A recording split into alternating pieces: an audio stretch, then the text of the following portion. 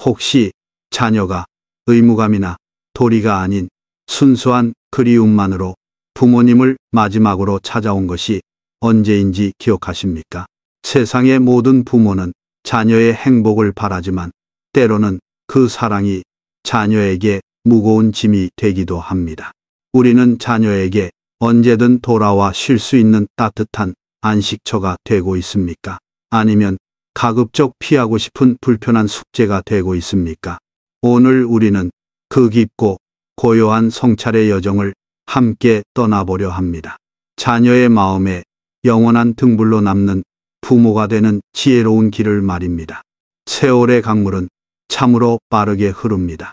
부모를 모시고 사는 것이 당연했던 시절을 지나 이제는 각자의 삶을 꾸리는 것이 자연스러운 시대가 되었습니다. 자녀들은 치열한 세상 속에서 제 한 몸 건사하기도 벅차고 부모는 그런 자녀의 뒷모습을 보며 애틋함과 서운함을 동시에 느낍니다. 바쁘다는 자녀의 한마디에 모든 것을 이해해야 하지만 마음 한편이 시려오는 것은 어쩔 수 없습니다. 이것은 누구의 잘못도 아닙니다.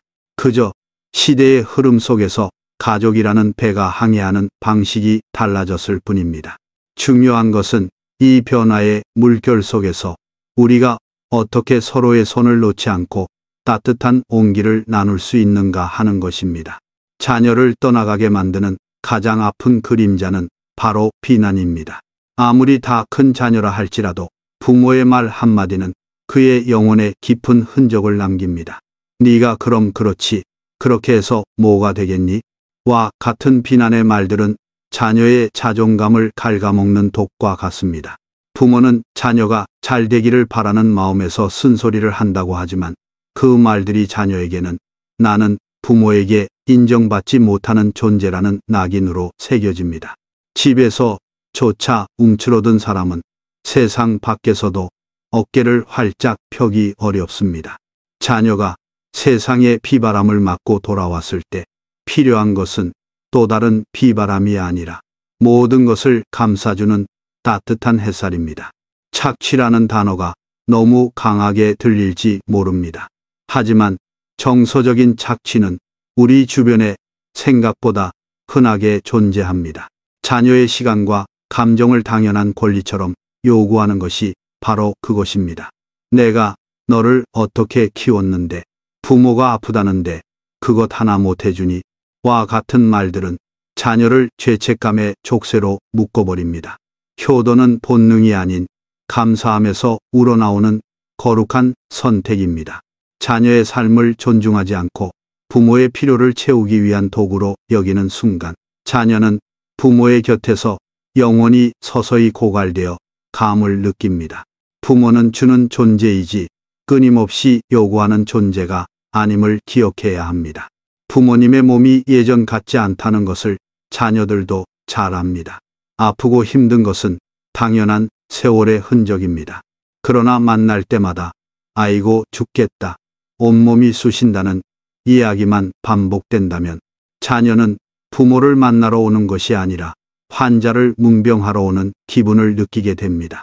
걱정과 연민도 반복되면 무뎌지고 때로는 부담으로 다가옵니다. 아픈 것을 이야기하되 그래도 견딜만하다. 이런 부분은 내 도움이 필요하구나. 와 같이 명료하게 표현하는 지혜가 필요합니다. 자녀가 부모를 만날 때 삶의 무게에 짓눌리기보다 함께 웃고 이야기하며 새로운 힘을 얻어갈 수 있도록 해주어야 합니다. 이제 자녀가 다가오게 하는 지혜로운 길을 걸어볼 시간입니다. 그 첫걸음은 서운함 내려놓기입니다. 자녀에게서 전화가 오지 않을 때 나를 무시하는구나라고 생각하기보다 내 아들, 딸이 세상 속에서 열심히 살고 있구나 라고 생각의 방향을 바꾸어 보는 것입니다. 답장이 없는 메시지에 속상해하기보다 바쁜 모양이니 시간 날 때 연락하겠지. 오늘도 힘내라는 응원의 마음을 품는 것입니다. 부모의 조급함과 서운함은 자녀를 더 멀어지게 할 뿐입니다. 강물처럼 흐르는 자녀의 삶을 믿고 묵묵히 기다려주는 부모의 넓은 마음이야말로 자녀가 언제든 돌아와 쉴 수 있는 가장 큰 항구입니다. 자녀가 성인이 되었다면 이제는 부모와 자식이라는 수직적 관계에서 벗어나 인생의 동반자라는 수평적 관계를 맺어야 합니다. 저는 이 관계를 옆집 총각 대하듯 하라고 표현하고 싶습니다. 옆집 총각에게 우리는 함부로 명령하거나 그의 삶에 깊이 간섭하지 않습니다. 그저 마주치면 반갑게 인사하고 작은 도움에 고마워하며 그의 독립적인 삶을 존중합니다. 자녀에게도 이와 같은 존중의 거리가 필요합니다. 내 자식이라는 생각에 너무 가까이 다가가면 서로에게 상처만 줄 뿐입니다. 한 발짝 물러서서 서로를 하나의 온전한 인격체로 바라볼 때 비로소 건강하고 성숙한 관계가 시작됩니다.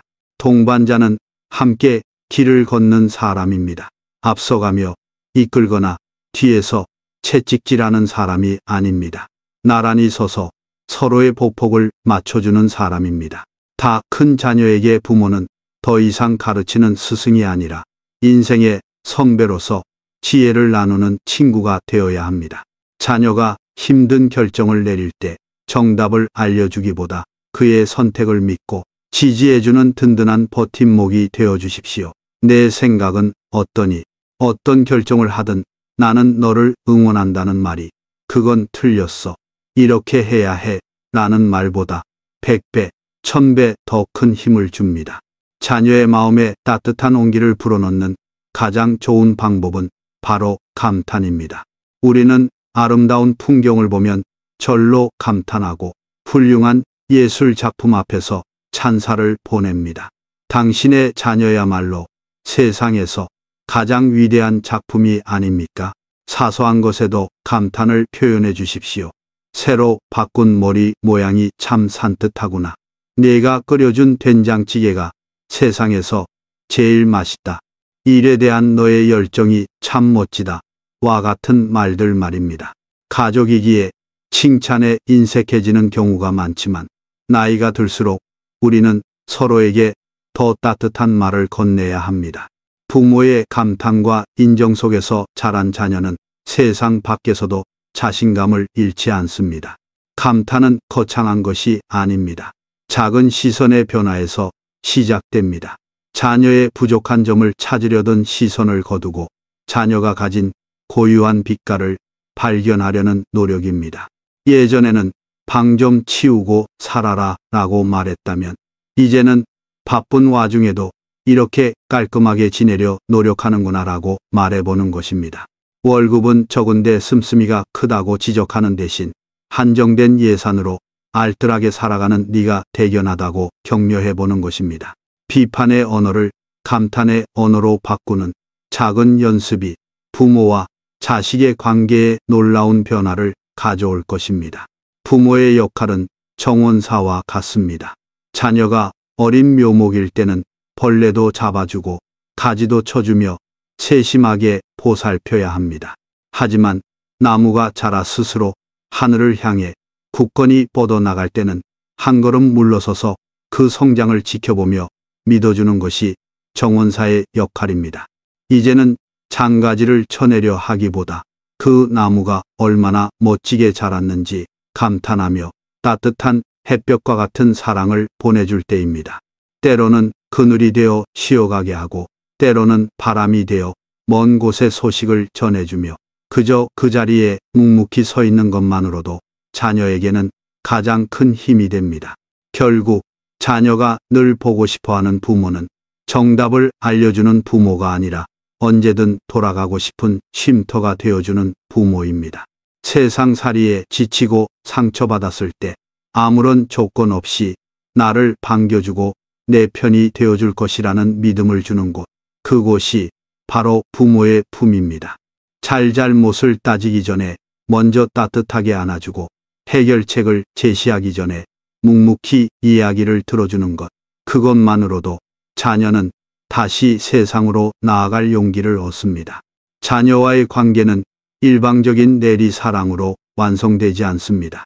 함께 나이 들어가며 서로를 존중하고 이해하고 또 감탄하며 함께 가꾸어 가는 정원과 같습니다. 비난의 돌멩이를 거두고 착취의 덩굴을 걷어내며 엄살의 그늘을 지워내십시오. 그리고 그 자리에 이해와 존중, 그리고 따뜻한 감탄의 씨앗을 심으십시오. 그리하면 당신의 자녀는 세상 가장 아름다운 꽃을 피워낼 것이며 그 향기를 맡기 위해 언제나 기쁜 마음으로 당신을 찾아올 것입니다. 부디 모든 가정에 평화와 따스한 사랑이 깃드시기를 기원합니다.